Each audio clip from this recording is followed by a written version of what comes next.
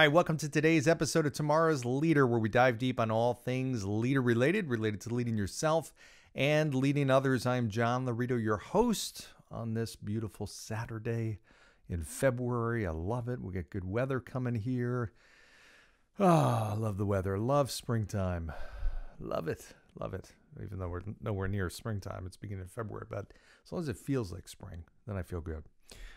So I want to talk about and give you two examples, two situations that I came across recently that I thought were worth sharing. And they're really unique business restrictions. And I talk about this a lot. You know, what's the biggest restriction in your business? As a leader, it's your job to figure that out. I talk about leverage a lot of the time. One of the best ways you can get leverage, and leverage in the concept that one small step creates massive results. And sometimes we think about, okay, what's a new thing that we're going to do or something we're going to add that's going to create this big impact and leverage. It's going to be a great leverage point. But oftentimes it's the opposite. It's removing a small obstacle that's really a small thing that's creating a big backup in your process, in your business flow, in your revenue stream, everything. So I want to give you two great examples of this that I came across recently. One just this week, and then the other one actually a little bit ago. So those of you who golf, and even if you don't know golf, you might know Top Golf, which has become really popular at different spots in the country. If you haven't done it, it is fantastic.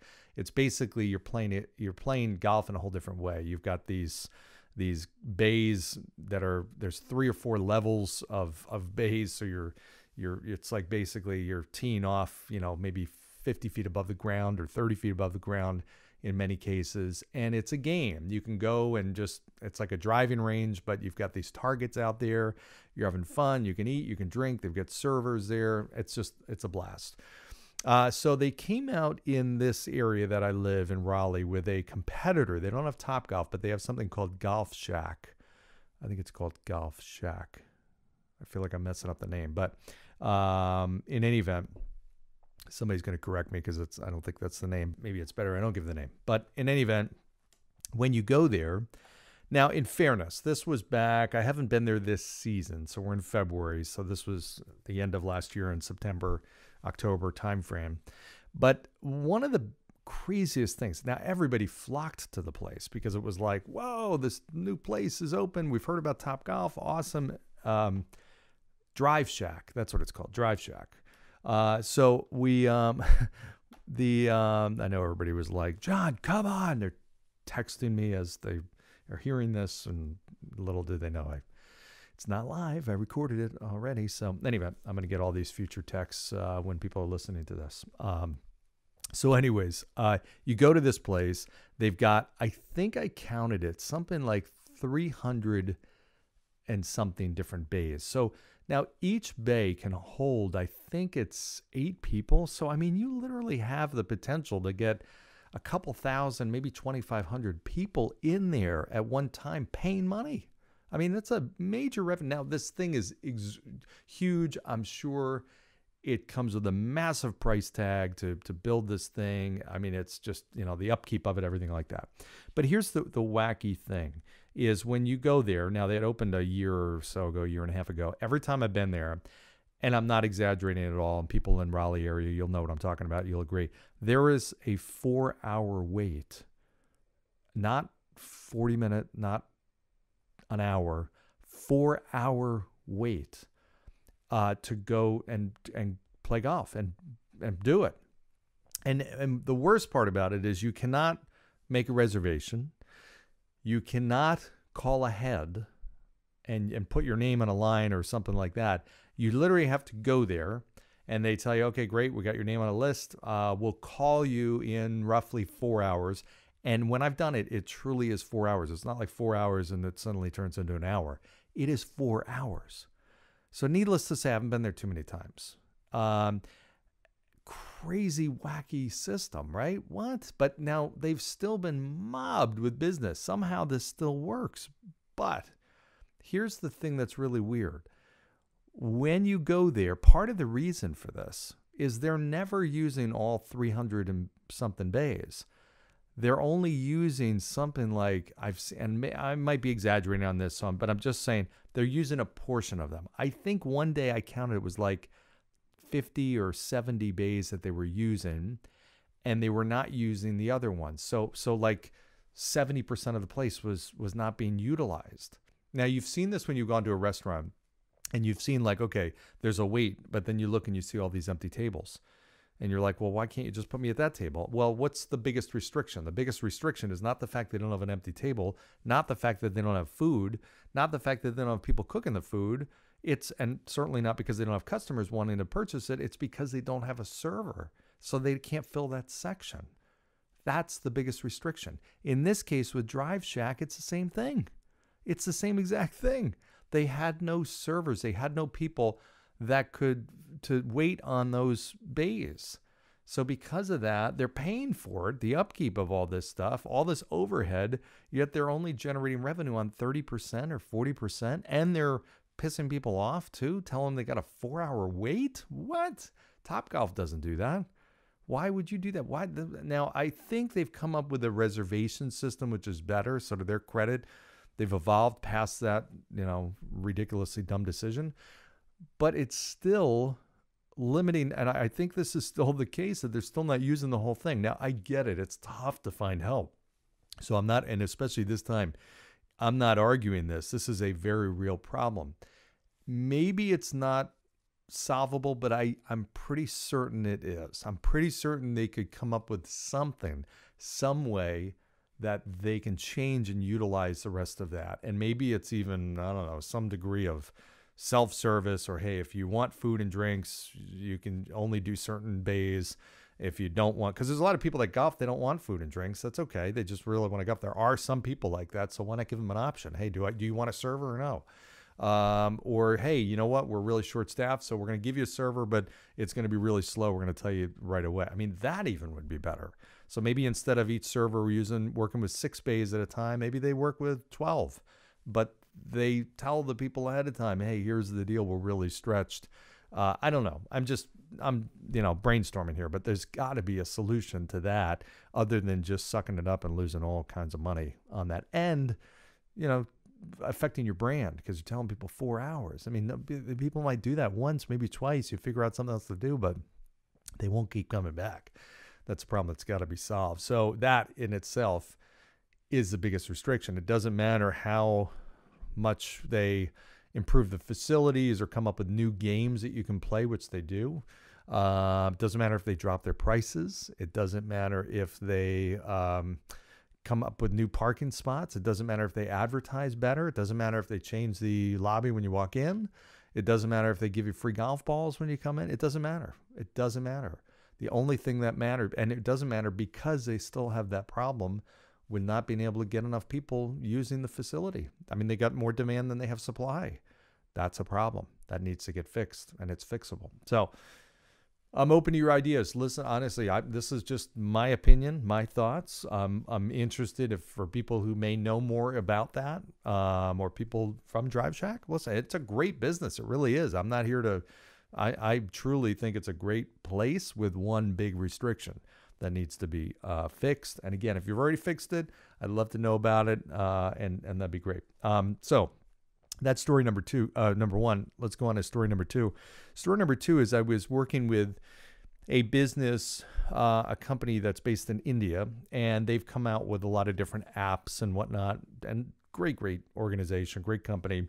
And one of their newest apps was an app that was kind of a really cool receipt reader, basically, is what you put a receipt and it would read everything about it. You wouldn't have to go through the cumbersome task of having to type in things about the receipt. Anyway, it was took a more manual process and made it more automatic, which was really cool.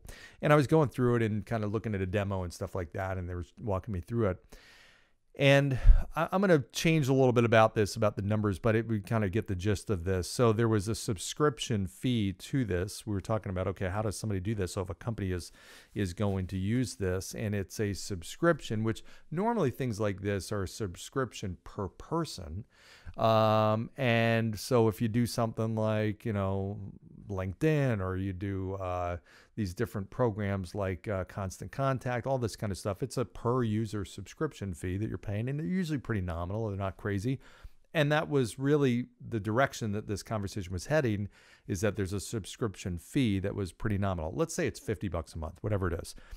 It was actually cheaper than that. But for the purposes of this, and I said, okay, well, how about so does that per user fee go down? Obviously, if you got an organization that has 1,000 people in it, are you equipped to do that, first of all? And the answer is yes. And what's the fee for that? And their response was, it's the same. I said, what do you mean it's the same? I said, they said it's that one user's price. So I said, wait a sec, meaning it's no different if one person subscribes. A subscription is per company, and if it's one person using it or 1,000 people using it, it's still the same fee? And their answer was yes.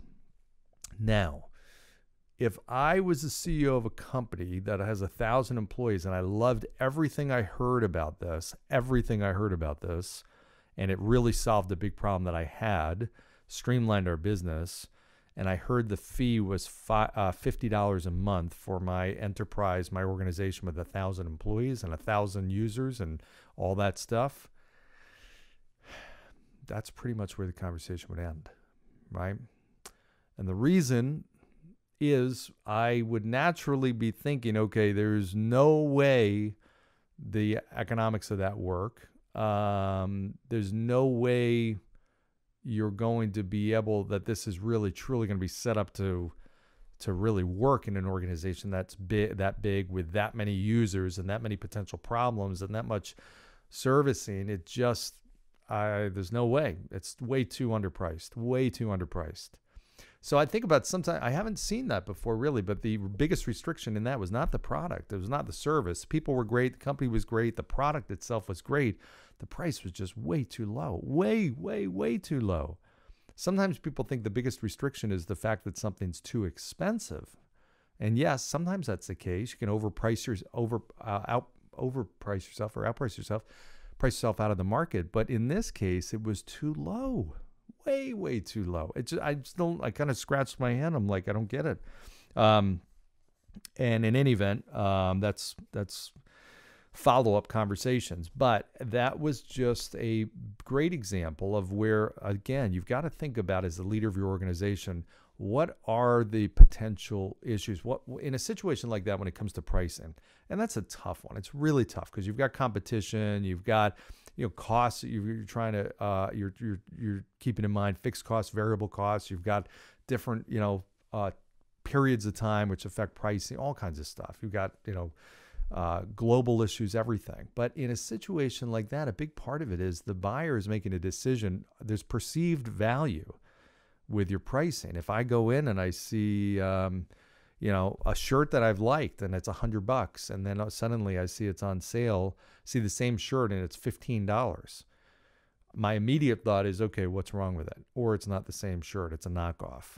Okay, I'm assuming it's not as good. If I hire somebody to help me with something and their price is 10% of everybody else's, I'm naturally thinking, okay, well, what am I not getting? I'm not getting something.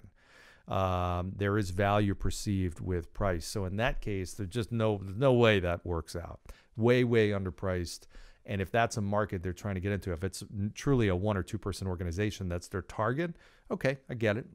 Makes sense. But if their target is to move up market or be up market in larger organizations and bring this great solution, which it really was, to the masses and larger companies, that's the biggest restriction. So in any event, thought I'd bring that to you as an example. I think anytime you can put a concept to a specific example, then it helps you understand. So my challenge to you as a leader, and I don't care if you're coaching a soccer team or you're CEO of a multi-billion-dollar organization or the head of distribution or a senior VP of your organization, what is the biggest restriction? What's the one thing that is either an obstacle that's causing this something not to happen as quickly, or it's something that is one thing that's creating the wrong perception, or it's one thing, extra step in a process that doesn't need to be there, that's slowing everything down. So all different ways something can be a restriction.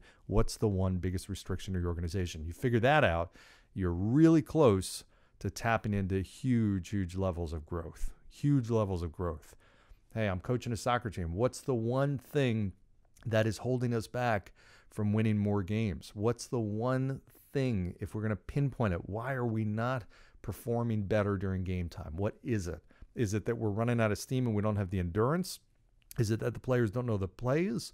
Is it that everybody's trying to be on offense? Is it, are we not sticking to our positions?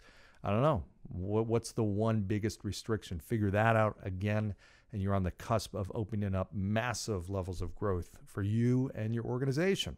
So great stuff comes from that. If I can help, let me know. Reach out to me. All right. In any event, thank you for listening. As always, I appreciate your likes, your subscribes, your shares, all that kind of good stuff. Give me your ideas for future guests and content, issues and problems that you're having, unique situations, whatever it may be. There's no such thing as a dumb problem. I've had so many people come to me and say, hey, I got something that's kind of a silly thing and I'm almost embarrassed to ask this. And some of them have been great questions. No, believe me, I was there. I was the one asking the dumb questions, and I still do. I mean, there's nothing wrong with that. If you don't know something, ask somebody. And that's what we're all here for. We're just trying to learn. We're trying to get better as leaders. And when you as a leader get better, you help other people become better. Okay, keep that in mind. All right, thanks for listening. And as always, go down below, give 5-star review, and we will see you next time. Bye.